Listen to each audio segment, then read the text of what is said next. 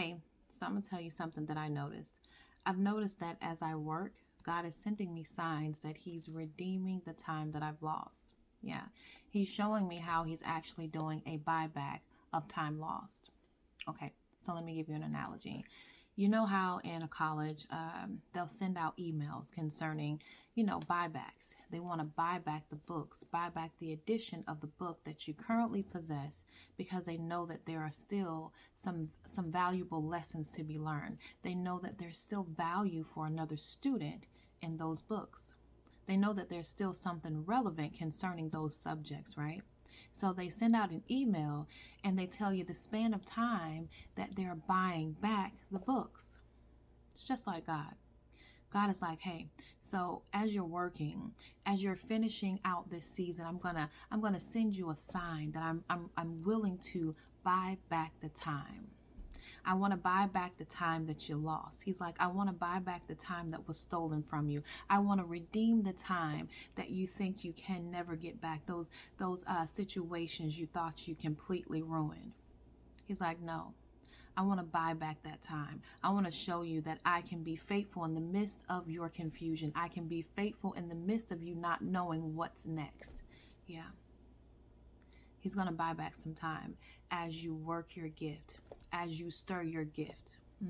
And then he's so amazing. He's like, okay, so I'm going to give you hinds feet too. He's going to give you hinds feet in the midst of the rubble, in the midst of the rubble of losses, so that you can have a good view. So as you leap, you leap in worship, okay? You're going to leap in worship, and then you're going to be able to get a good view of how God is working things out together for your good. You're going to see how He's able to breathe life in the midst of dead situations, just like He breathed life in the midst of those dry bones, and the bones actually stood up and they formed into new beings.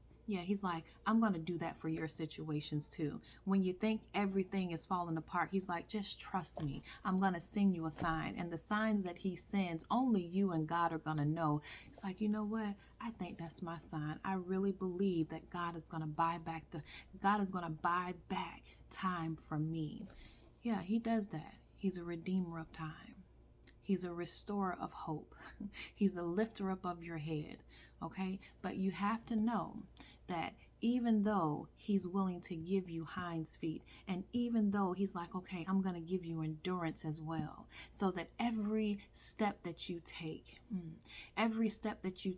when He gives you the map that's specifically designed for you, so you can navigate in the midst of circumstances that would normally confuse you, you'll know what to do. So He's going to give you endurance and wisdom to navigate, right? But He's like, listen, if you're not willing to run your race, if you're not willing to run, don't even look for hinds feet and don't even look for endurance, because they're not coming.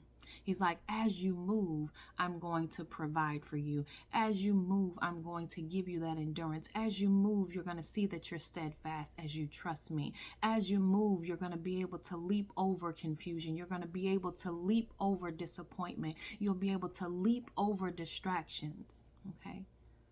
So at some point, the time is now actually for you to decide that there will be no more droughts in your life, no more droughts of confusion, no more droughts of not trusting God's ability to partner with you in the midst of your obedience. He's like, all I want you to do is tag me in, okay?